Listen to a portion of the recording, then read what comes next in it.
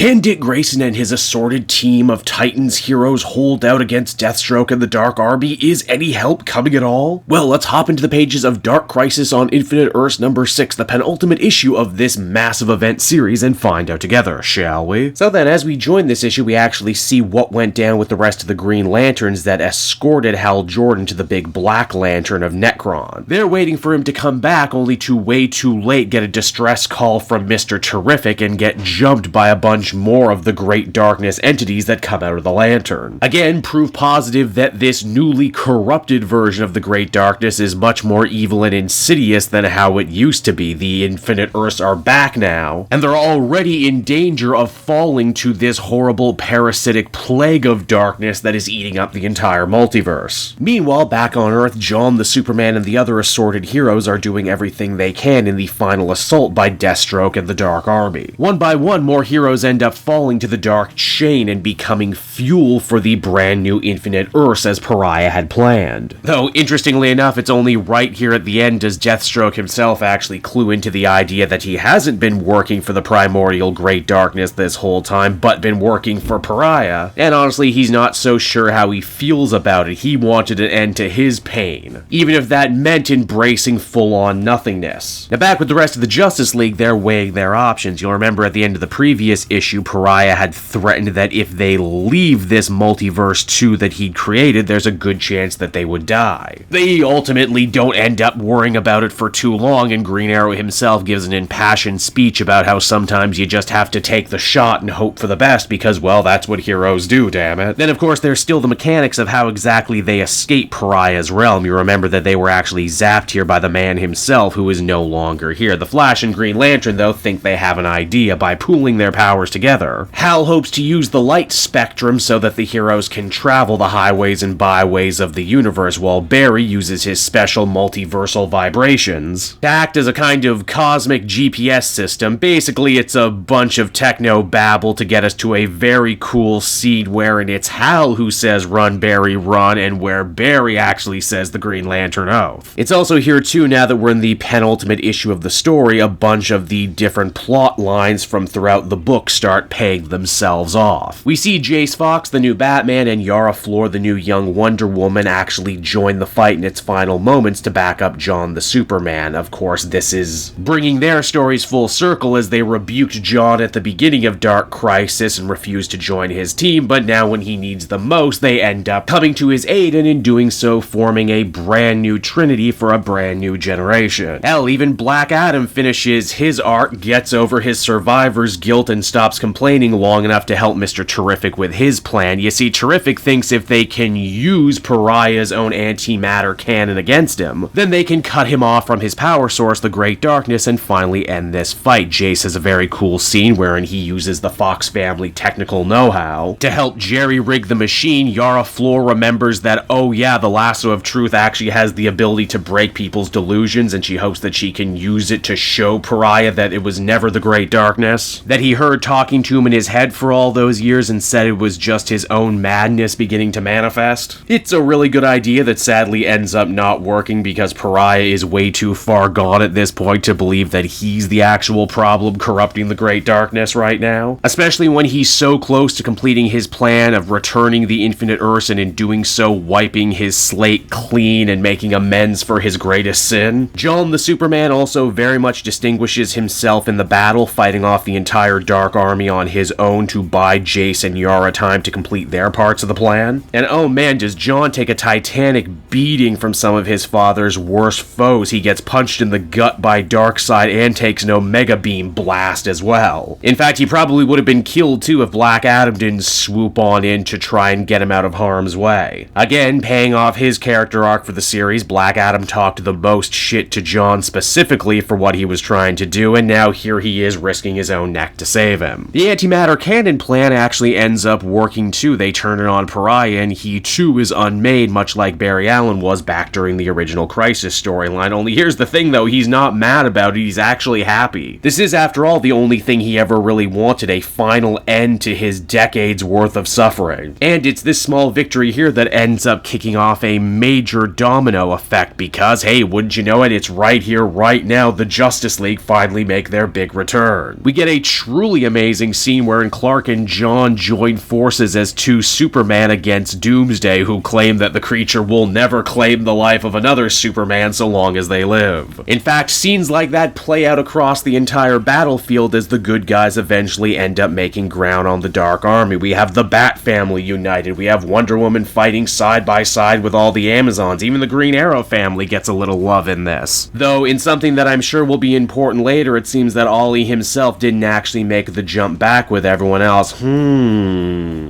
Is that because he wasn't unmade like the other Justice League members were? He was actively crushed when the fighting started originally, I wonder. Now you're probably thinking to yourself, okay, the Justice League is back, Pariah is defeated, I guess that means the story is over, right? Only, no, Pariah might be gone, but the corrupted darkness is still sticking around. And the Dark Army is still fighting tooth and nail to kill our heroes. That's because the Great Darkness has chosen a new champion in the form of Deathstroke, who, unlike Pariah, doesn't care about worlds and wiping away old sins. He just has a contract to complete and he's gonna complete it, even if it means taking down the entire multiverse to do so. And so that was Dark Crisis on Infinite Earths issue number 6, everybody. And ultimately, I feel about this issue the same way I feel about the entire event as a whole. A lot of very fun spectacle, but not a heck of a lot else under the hood. Don't get me wrong, some of the images here are going to, I think, outlive this story. Superman and his son punching Doomsday, amazing image, stellar image, gonna live forever. The Flash and Green Lantern swapping their famous words, incredibly cool scene, love it to death. I just have to laugh to myself though, as much as I do like these scenes, it sure took a big long walk to get there, am I right? For what it's worth though, I actually think Pariah will go down as one of the better Crisis villains, if only because his motivations were indeed kind of complex and nuanced and interesting in a lot of ways that other Crisis villains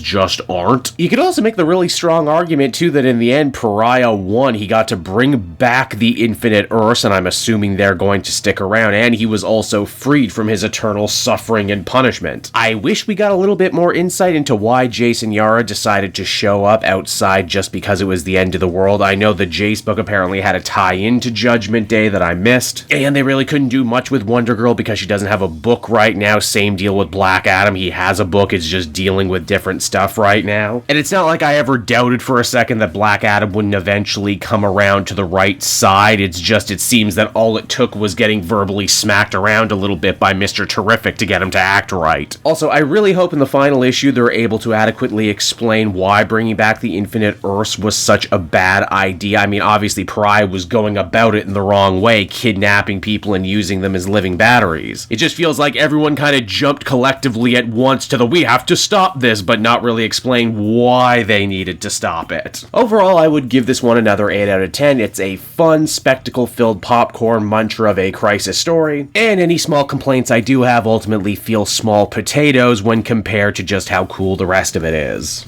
Hey there everyone, it's your pal Cape Joel again, and if you're seeing my face right now, that means you watched to the end of the video, and I'll always be grateful for that. Retention helps in this crazy YouTube game, and so does becoming a patron. If you head on down to the description, you can find a link to my Patreon page. Recently just redid all the tiers, a lot of cool stuff offering up there, exclusive commentaries, exclusive polls, behind the scenes concept art for Capes and Quest. That's the brand new D&D show I've started soon. Never been a better time to become a patron. You can become a patron for as little as $1 a month and help the channel grow and, help me continue to deliver content like what you just saw. So I want to thank you all, and I will see you again next time. Bye-bye.